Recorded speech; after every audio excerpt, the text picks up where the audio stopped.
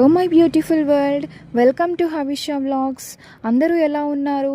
నేనైతే చాలా బాగున్నాను. ఇది వచ్చేసి Teej day 1 mini vlog. Teej పండుగ బంజారాస్కి చాలా స్పెషల్ కదా.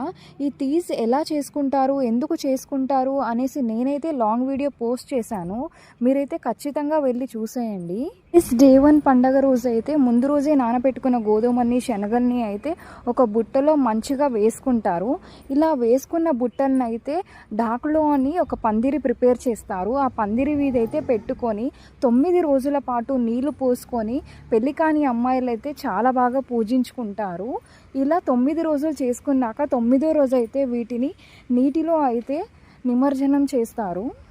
మీ ఊర్లో మీరు తీజ్ ఎలా చేసుకుంటారో నాకు కామెంట్ సెక్షన్లో చెప్పండి.